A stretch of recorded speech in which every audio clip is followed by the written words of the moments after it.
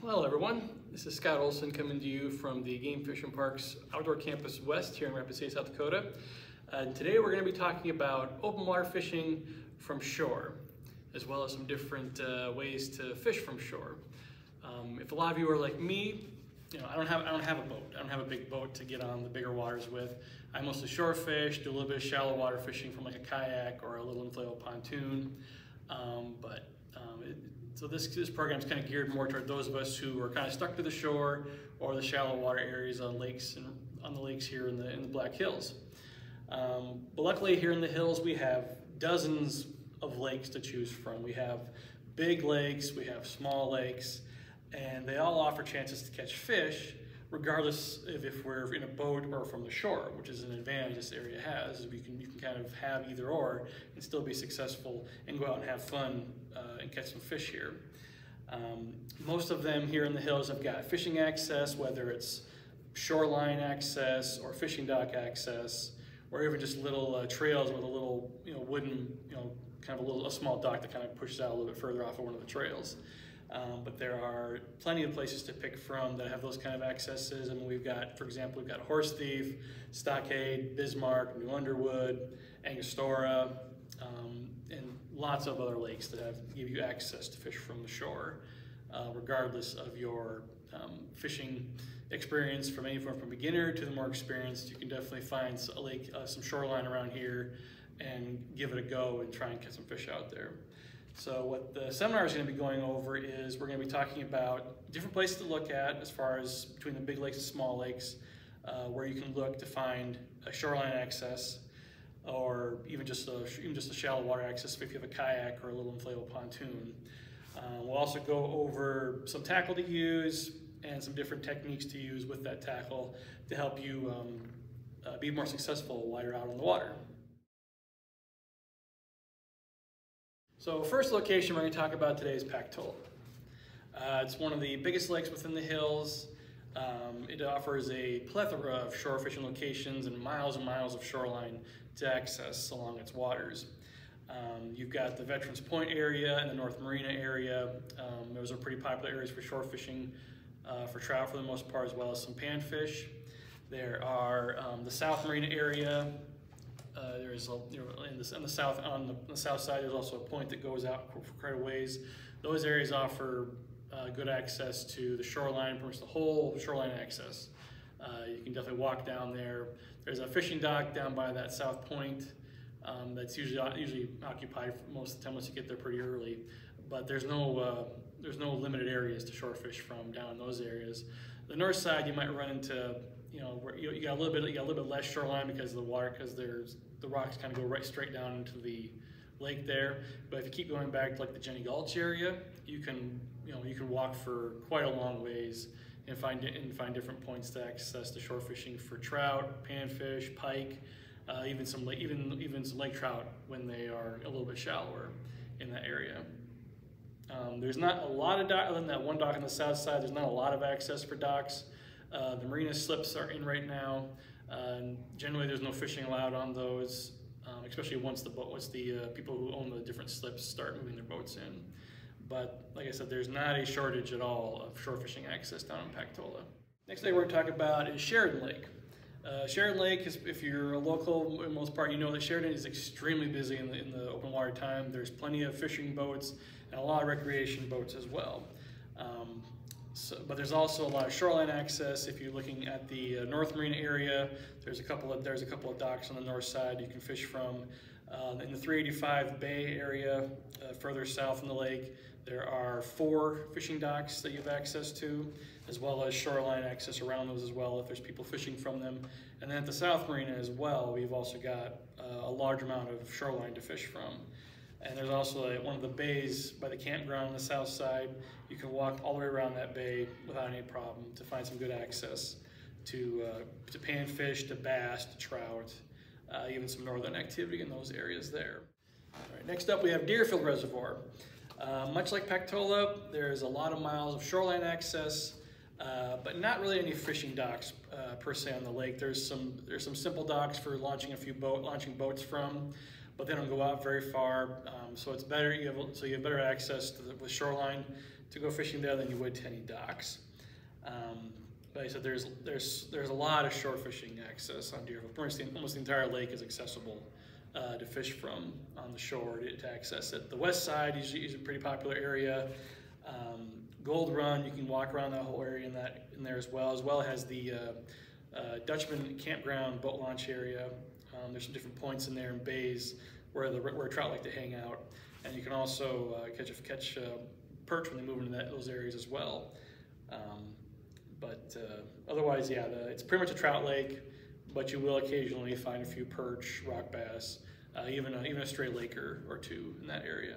One of the smaller, larger lakes in the area, if you want to kind of coin the term, would be Stockade. Stockade has various areas where you can access it from shore, the west side, the north side, the south side, as well as on the east side where there's a boat launch and a lot of cattails where you can fish for a lot of pike and trout, or not trout, I should say, bluegills in those areas. But the one advantage of Stockade is that it's not heavily fished, so you got a good chance to catch some big bass or pike in that area too, if you're fishing for them or for bluegills. Some of the biggest bluegills I've caught are in Stockade right now. There's also crappie and perch in there as well. But with Stockade, I would recommend that you get there in the spring, early summer, while the weeds are down. The lake gets extremely weedy in the shallow bays and along the shorelines as the summer progresses, and then it gets really tough to fish from shore. You can cast out beyond the weeds, but if you catch anything trying to reel it through those weeds, it's pretty difficult without actually being on the water. So Stockade has a lot of potential for some big fish, but it's best to get there earlier in the open water season to try it from shore. One of the more popular lakes in the area, especially for walleye fishing, would be the Belfouche Reservoir. It's got access to most of the walleye in the area, as well as some bass and some good crappie. But even though it is a walleye lake, it has a ton of shoreline to fish from. There's, you can go to the boat docks, you can pull off to any one of the number of dirt roads that go around the lake, and you've got access to the shoreline right there. The best spots the most popular spots for shore fishing from Belfouche tend to be off Gaydon's Point and off the dam, as well as the Fruitdale area on the south side of the lake. The channel is really good in the beginning of the spring when the walleye are going into spawn in that area, but there's also access to big catfish in the channel area as well. And probably the most popular lake in the hills as far as fishing and recreation activity has got to be Angostura. Angostura gets extremely busy in the weekends for both fishing activity and for recreation activity as well, especially once it gets more into summer. But there is no shortage, once again, of shoreline access on Angostura. There are at least a couple of fishing docks that I'm aware of that kind of fall on the east and the south side of the lake that are just for fishing and not for anything else. They're usually located around some of the boat launches. But even if those are busy, there is still so many areas to look for to fish from Angostura. A lot of the shore fishing activities usually concentrated around the east side or the south side of the lake, where you've got ample, I guess we'd call it, beach areas in those areas where you can just go and sit and throw out crappie rigs or just pitch some plastic sour or something and run some jigs. But again, your main species you're looking for is walleye. But the lake also has a very good bass population, both largemouth and smallmouth, as well as crappie and some catfish and pike activity in there as well. Now we'll go through some of the smaller lakes in the area that don't see so much recreational activity. Let's say they're more for just fishing only, maybe some nice hiking trips if you're looking at them. One of the first lakes we're going to go for is Center Lake. Center Lake is not a very heavily people-heavy area. It's kind of tucked into the hills here, but it does have lots of shoreline access, both near the beach area, on the north and the east side, as well as along the rocks that go towards the dam. The lake is pretty much just a trout lake. It's got a lot of rainbow trout. It's got tiger trout, which are highly sought after in the area because this is the only lake in the state that has tiger trout in them. I've been there a couple times, and yeah, there's no shortage of action or fun, especially for kids And if you're just kind of a beginner, beginning into the fishing scene, it's a great place to go and get a little confidence in trying different lures and techniques, and catch a lot of really pretty fish in the process as well. LAKOTA, which is nearby, is also another small lake. That one has just rainbow trout in it, as well as some big pike. The rainbows, if you want a little more, if you want a little something bigger than what's at Center Lake, LAKOTA is a good option. It's got a lot of shoreline access on the north and the west side, but the trout in there are quite a bit bigger. Next one we could look at, it would be Sylvan Lake. Sylvan Lake is extremely popular during the tourist season. If you go there this time of year, you will not be by yourself at all. But there is shoreline access just for about 3/4 of the lake, where the rock walls are at. No access there, obviously, but all these shorelines on the east, the west, and the south side of the lake are accessible to shore fishing. It's also just a trout lake. You're going to catch mostly rainbow trout, but there are some browns in there as well. It's also a good place just to, the scenery alone is worth the trip, even if there's a lot of people around.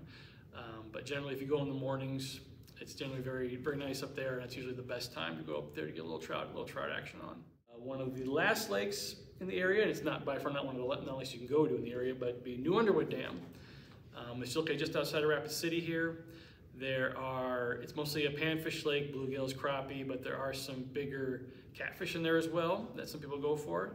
And what's nice about there is recently a second fishing dock was added on that gives you access to more of the south side of the lake, where the heavier cattails and weeds are at. So it allows you to kind of get out beyond those, and fish a little bit easier for the bluegills that are in that lake.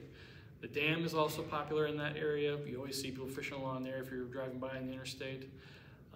But the dock access definitely helps with the fishing access, because there's a lot of cattails around New Underwood. And again, these aren't the only lakes in the area you can look at. There are numerous other different sizes bodies of waters to try, with all kinds of different fish in them. You've got there's Horse Thief, there's Bismarck, there's Iron Creek, Cottonwood, Legion, Coldbrook, Dalton, Bear Butte, and Curlew. I mean, that's just some of the other smaller lakes that are in the area that have a different combination of different types of fish. A lot of them are mostly trout lakes, but even the trout lakes have got other fish in them like pike, walleye, bluegills, crappies. Bear Butte's kind of a hidden one out there. It's got a little bit of everything. It's got northern, it's got crappie, it's got walleye. You can catch a little bit of everything if you go out there. Plus you got scenic Bear Butte in the background when you're fishing there, so it's kind of a nice little getaway. It's even though it's by the highway, it's not too heavily fished of a lake either. All right, so you've chosen your lake that you want to go fish on. So now the next thing is to pick what are you going to use to go fishing while you go there. So with this segment, we're going to kind of cover the different species of fish to look at, and we're going to go over some of the different tackle you can look at, as well as some different kinds of rods to look at if you're kind of looking at going into these different places. So I mean, really, your simplest way of fishing for, say, panfish is just the standard hook and the bobber. We all grew up with the hook and the bobber, but it's not always the most successful technique, depending on what you're fishing for again. But there are different lures that are out there to kind of help you with fishing for panfish. One of my favorite lures is the tiniest little spoons you can find. You'd be surprised at the bluegills and the crappie that'll bite those. Like some of these guys here. These are some of the smaller crankbaits you can buy out in the market. They got a little weight to them, so you can cast out, and they dive a little bit, so they're really good for the shallow weed areas to kind of skim above the weeds. But the amount of panfish and trout you can catch with just little spoons like this it'll surprise you. But I feel like, say, if you're just kind of starting into fishing, you can look at casting if you want to like this, or you can get into more, or you can go in simpler and just go with your standard, bobber, slip bobber, kind of like these ones, and just rig it onto your rod. Even some dough baits will work on panfish, although they're more geared towards trout. But these are just some of the little lures you can use for panfish in the area. So when you're going for panfish, let's say you want to look at kind of what kind of rod type you want to use. I like to use ultralight rods for my panfish, and the biggest difference between them is they're always a little bit shorter, and the tip, there's a lot of flex on the tip, so you can detect little bites, especially if you're using these little crankbaits. But they work really well just to be able to detect the bite, as well as to throw the bobbers out a ways, especially if they're anywhere from 5 foot to 6 foot rods. I like to use 4-pound test line because you're not fishing for monster fish.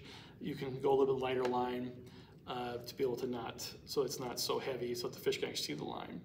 If you want to go a little bit heavier action for panfish, you can go to a light action rod. This one is a little bit longer one because this is my bobber rod. I throw slip bobbers on here. I put on these little pencil bobbers, and just either I'll throw on a hook, or sometimes I'll throw on a tiny little jig with a little chunk of worm or a small plastic a lot of times. But like a light action rod, like the ultralight, a lot of flex in the tip. And these longer lights like this are really good for getting a little distance on your cast. But if you're looking for more kind of a panfish specific area, definitely look at your ultralight and your light rods. All right, now if you're looking at targeting trout, which we have an abundance of different places to go here in the hills, some of the same lures that work with the panfish also will work with a trout. Although I tend to use more spoons and spinners when it comes to trout fishing.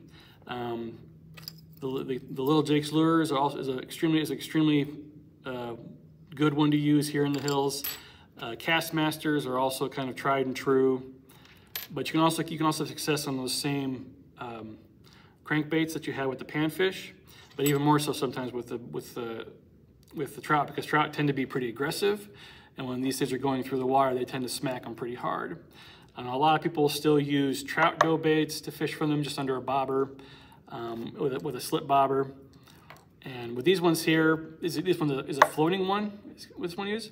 So what you're going to do with these floating ones is you're going to take your line, you're going to put some little weights above the hook, and then you're going to so that sinks it down. But then the hook will stay about, the hook will float above the water, depending on where your weights are at. So the dough bait stays above the weeds and off the rocks, so fish can come by and grab it.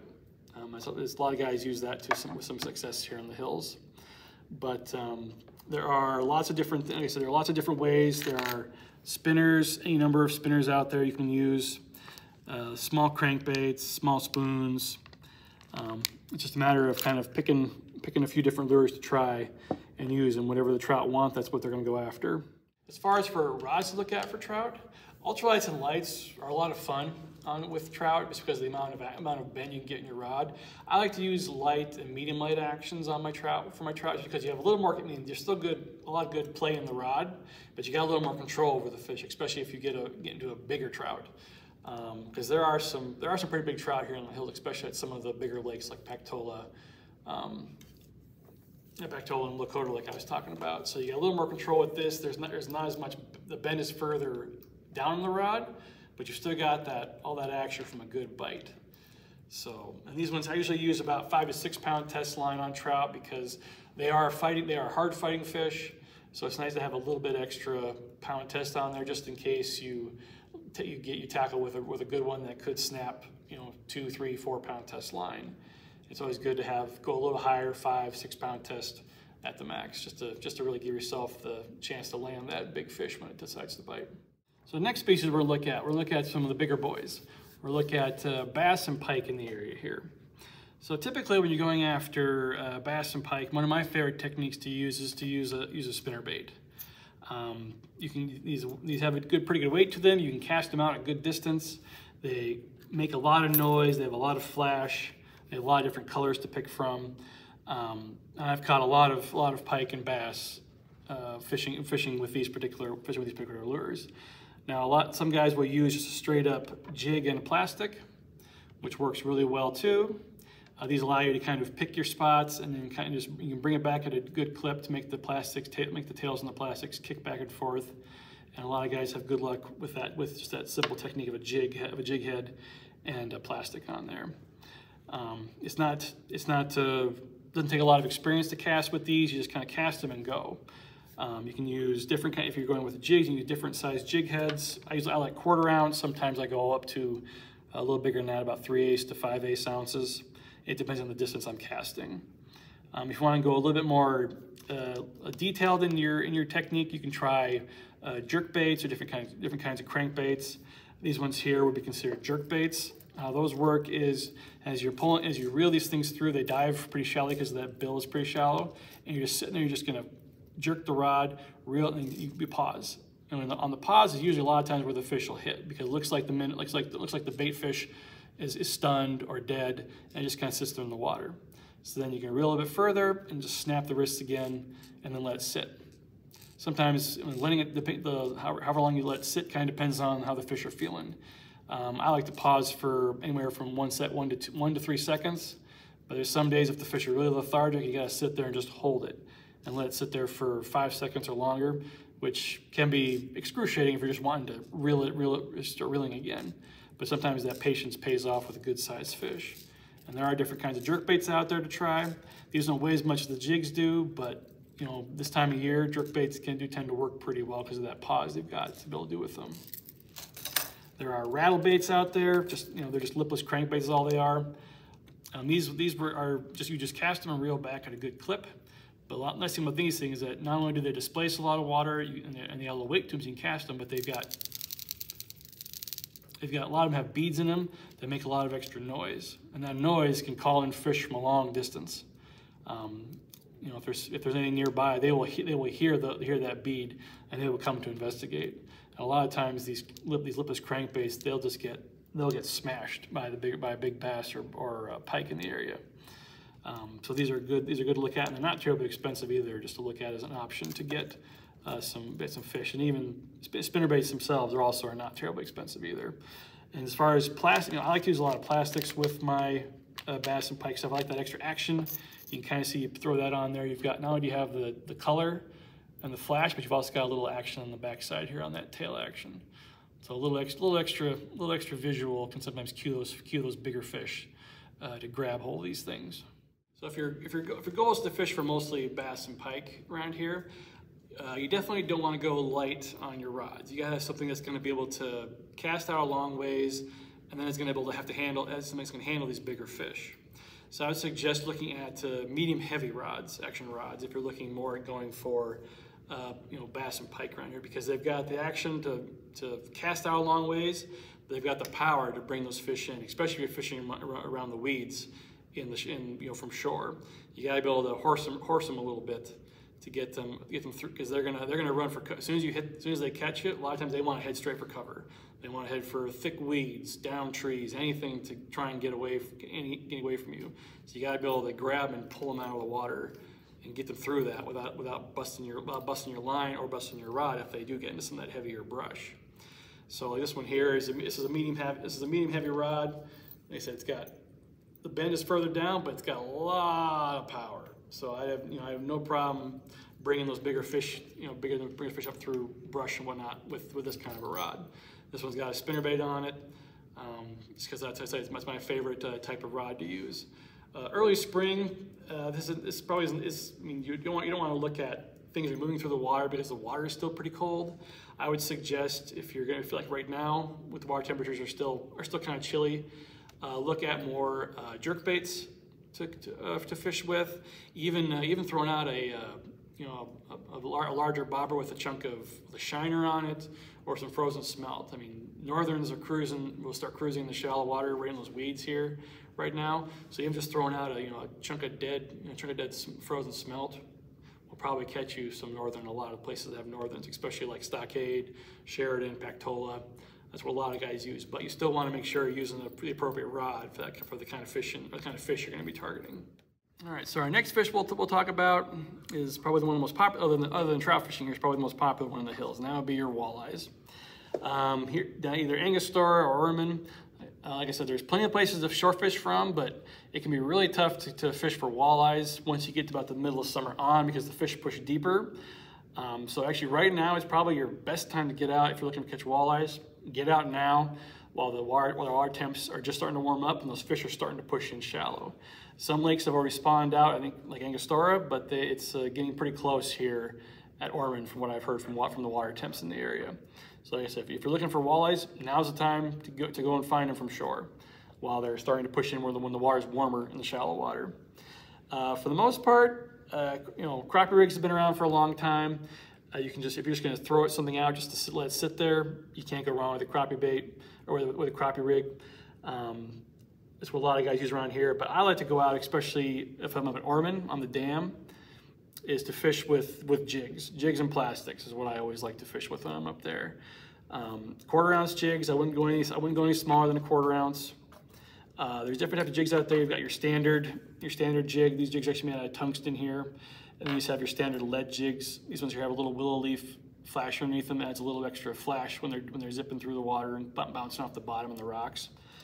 And then this is kind of the example of a rigged up one.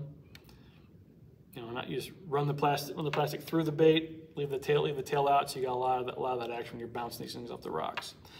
You can use different types of plastics. There are just your standard, you know, the grub tail ones are probably some of your more popular ones for walleye fishing, but you can use, you know, more your minnow shaped ones. Color just kind of depends on what the fish are craving. You can't go wrong with white or green for the most part, but gold also has its place, and even pink. Pink is also a pretty good color up at Ormond especially to try and use. And then color of jig, if you want to match your jig to your plastic, go right ahead. I don't think the fish really seem to mind if you're using, if you have like this on with a pink lure. I think it's more they're keying on more on the plastic color than they are on the actual jig color. If walleye are your main target species, I would highly recommend looking at medium light to medium rods. This particular one is a medium rod. I like to use medium rods because like I said, they've got not as much bend in the tip, but you've got a lot more control over the fish.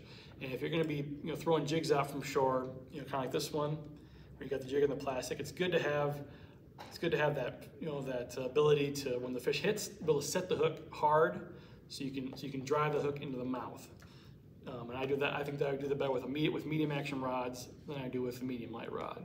Plus, if you get snagged, which you inevitably will fishing for walleyes, especially in the rocks, it's nice to have that extra power to be able to either break the line or to get that jig out of the rocks without having to lose it. All right, last but not least, one of the fish that tends to be overlooked here in the hills is catfish. So catfishing really is quite, you know, I guess simple.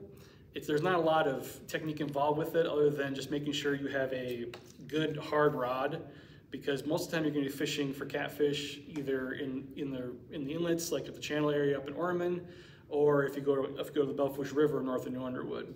You're going to be fighting current in that area, so it's good to have a nice long, heavy, you know, medium heavy to a heavy action rod, just to be able to, because you have to fight the fish, but you also fight the current. Now, if you're just an Angostura and you're just throwing out, like a crappie or something on the bottom, you probably don't need everything this heavy. But when I go for catfish, I always like to have a little bit heavier action rod, because I'm usually fishing in current. And, you know, your basic setup for catfish is you need a nice sized weight. This is a river. This is a river sinker. It's a flat sinker. So you just throw it out there. It just sits in the bottom. And you've got a little bit of leader that goes all the way to your hook. Now, I use pretty big size hooks. This particular one is a 3 octopus hook here.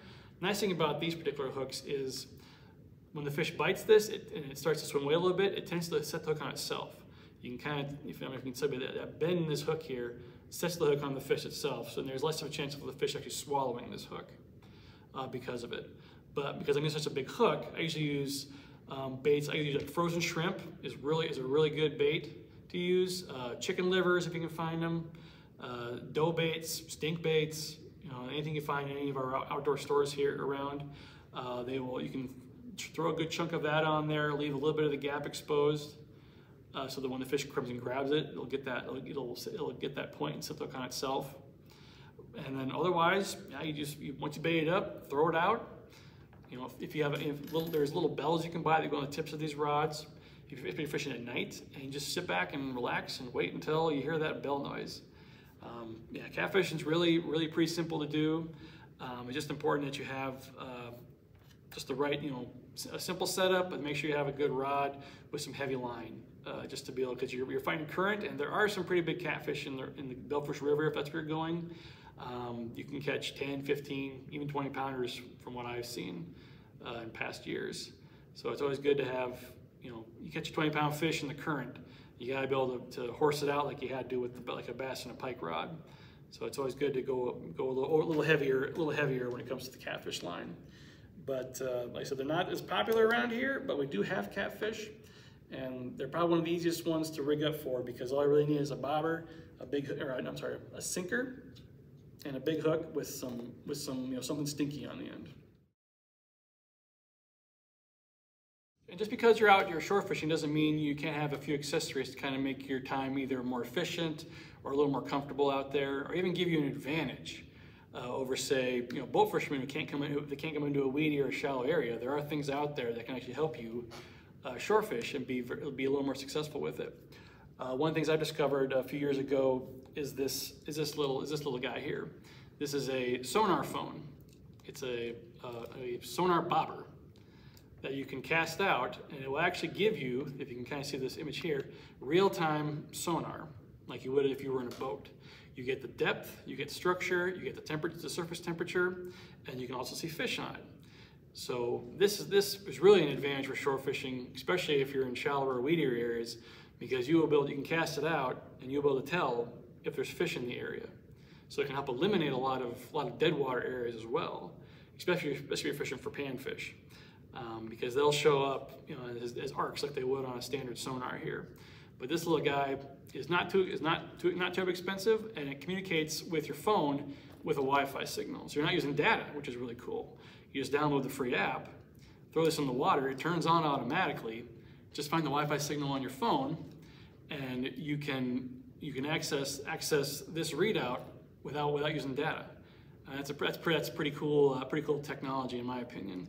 But yeah, these Vexilar sonar phone bobbers are really a cool thing to have for shore fishing. It really gives you really helps you catch more fish by eliminating dead spots. One accessory that's overlooked frequently for shore fishing is sunglasses.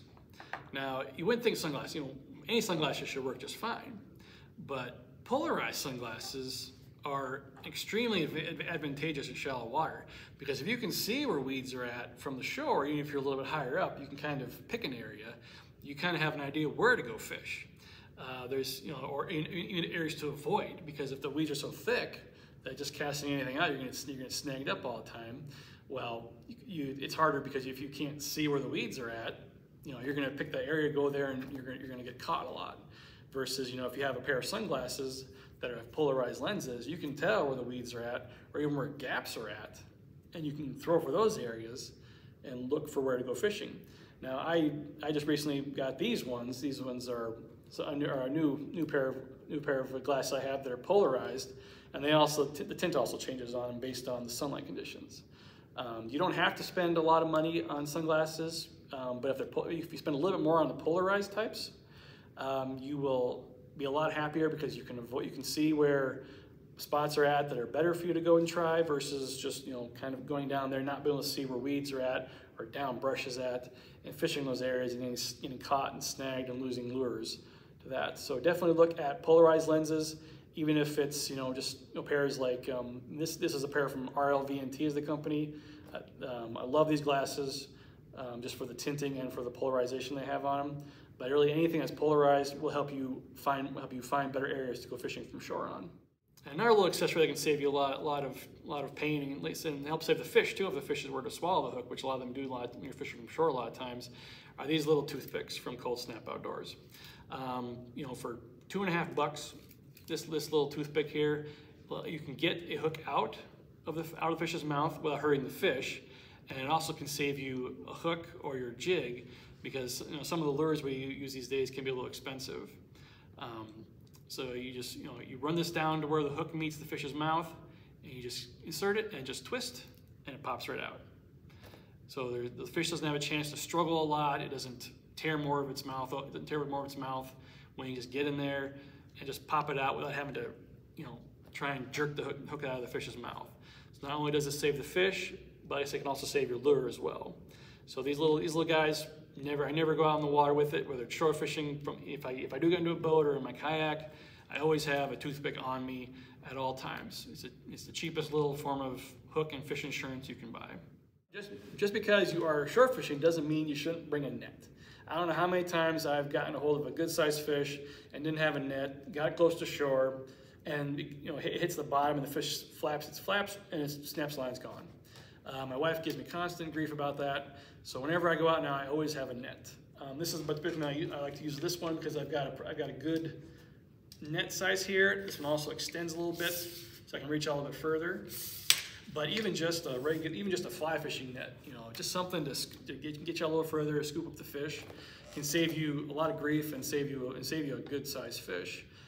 So it's always important to, even if you're going shore fishing, bring a net regardless of the size, because you'll regret it the first time you catch a nice sized trout or bass and it snaps your line right at the shore. So in closing, I mean, really in the hills here, we are blessed with such a plethora of different lakes to go fishing on.